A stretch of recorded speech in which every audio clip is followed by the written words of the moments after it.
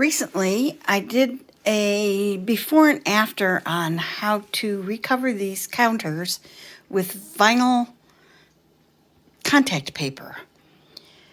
And while I do not consider myself an expert in any way, shape, or form, I had so many people ask me about it that I thought I'd make a quick video on doing this small section of counter right here. So all I use first is my hands. Then I have my contact paper, and this is nice vinyl with the backing. And what's nice about this backing is it's marked off in ticks like this. So it's very easy to measure and cut. I eyeball it, but if you like something a little more precise, those markings are on the back and make it very easy. A sharp knife. I used an X-Acto knife before, but of course I have misplaced it now, so I'm going to use a box cutter. Something to scrape across the top so that you get all the bubbles out. I like to use this vinyl pot scraper that I've cleaned and made sure that there's no grease or anything on it. A credit card will do just as well if you have one of those. And I found that, especially doing the edges, a hairdryer really helps. It will warm the vinyl and make it so that it makes nice sharp edges along the counters, along the corners of your counters. So with all of that, let's get started. And when I'm measuring out the piece that I need for my counter, I take this over to the edge and I get it fairly close, but I'm going to want to add a little extra because I want this to curl up the edge like this so that I can use a knife or a sharp edge and make that a very clean cut. Now I don't want to waste too much, but I do want it to be up like that so that I can cut right along that edge. So I'm going to add a little bit extra on the other end. Also, on the edge, on the leading edge, the front edge, I also want to leave a little bit more than what I actually need, and I could move this back a little bit even. I don't want it right along that edge in case I need a little extra if something's not even with the counter itself.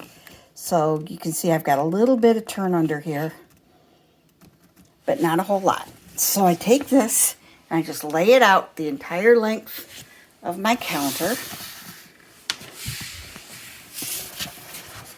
And plus I want a little to go down over the edge. So I'm going to want it a little longer than this. Plus that extra for the other end. So I'm going to give this probably down to this line right here, this cross line, and I'm going to cut it off there. As you can see, I've just turned this back on itself. I've put a cutting board under it just for a little safety, and this is the line that I wanted. So I'm just going to take a quick pair of scissors and cut along this line. And that will be my cut, and that'll be the piece that I'm going to use here. So you can start this on either end. I've decided to start from this end. It's an open edge to my cabinet, so it's easier to figure out that I need this much overhang on the front and the same amount of overhang on the end. Now, I've only got so much because I've cut my piece, so I got to make sure I have enough. I also need to make sure that if I'm starting on this end, that I get it square and even so that by the time I get down there to that corner, I still have the same amount of overhang so that I can do that front leading edge. So I would love to show you this, but I need two hands to do it, and I need a hand to hold the camera. So how you start this is you start by peeling back the backing and getting a good 6 inches or so of free space. Now this is very forgiving. It's nice and sticky, but it is very forgiving. So if you don't get it square right away, don't worry. You can pick it up and lay it back down again, and it's still going to stick. So go ahead and peel back about 6 inches. I like to curl that underneath, and then work on squaring up your front edges, so that you have enough overhang on the end and across the front, so you can work the whole thing all the way back. Now, I think I've got this fairly square across the end, and I've just pressed this down with my fingers for right now. I haven't got it really super tight fit on there. But what I want to do next is take my blow dryer, my hair dryer, or some kind of a heat element. You don't want it too hot, but you want it hot enough to get this a little bit loose, a little bit more pliable. So I just give it a quick shot right along that edge. All the way along there. Give it a few passes.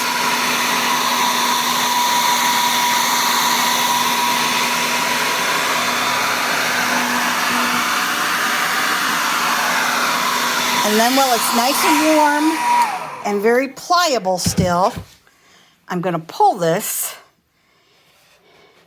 the whole thing, and make this as tight as I can. And then I'm going to take my scraper and I'm going to scrape right along this edge so that it gets as close as I possibly can. So using my finger along here and the scraper with the other hand right along the top, you can see I've got a nice, clean, sharp edge all the way along there. And I don't feel any bubbles. So now this is going to be just a matter, mostly until we get to the other end, of pulling this back, this backing back, and smoothing it down with my hands. And as I go, you want to smooth from the end you started at, and just keep smoothing toward your backer paper, and then pull your backer paper back a little more and smooth it. And don't worry about this front edge yet. We're going to work on that in a minute. And just keep smoothing this down. And if you feel like you're getting a lot of bubbles, use that scraper. That scraper's going to help you get rid of those bubbles.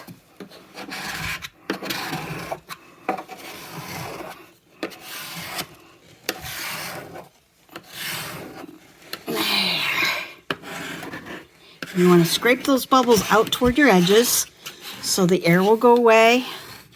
Sorry. I'll get the hang of this camera thing eventually. And if you really have problems with a bubble that you're getting caught in the middle and you just can't seem to get it to move, you can take a pin and prick it. Just make a tiny little hole and then push it down all the way around that hole, and it should squeeze the air out, and the hole will be next to impossible to see. So now what we want to do is just keep pulling this back. This is your backer paper, a little at a time.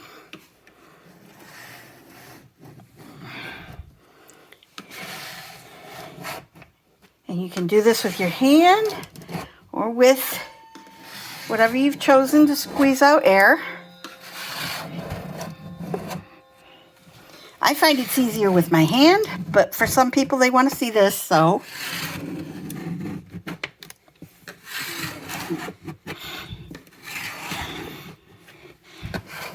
And you just keep doing that until you get to the far end. Now I'm going to show you, as I got down here toward the end, I wasn't nearly as square as I thought I would be, so I've got extra on this lip.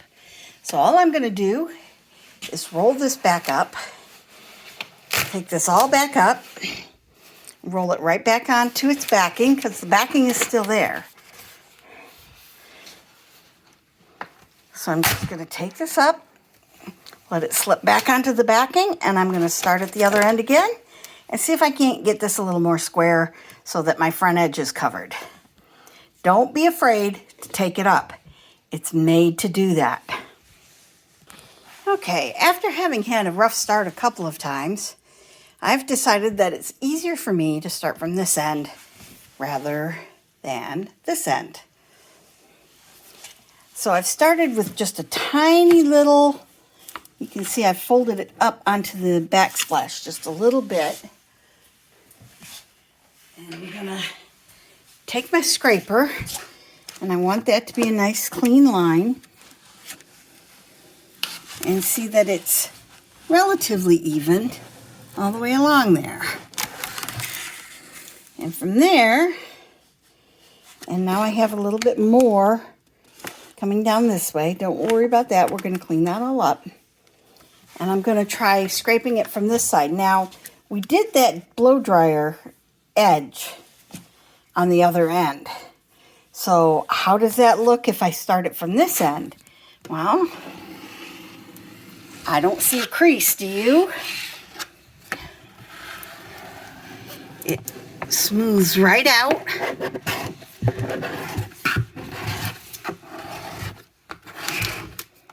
And just becomes part of the rest of the vinyl work.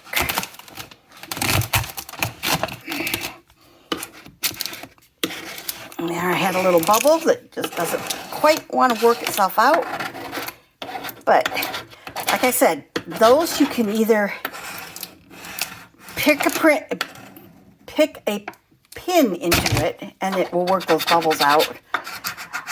Hitting it with the blow dryer and heating it will also sometimes help that. But you want to work these bubbles out before you get too far along. And I'm going to keep going.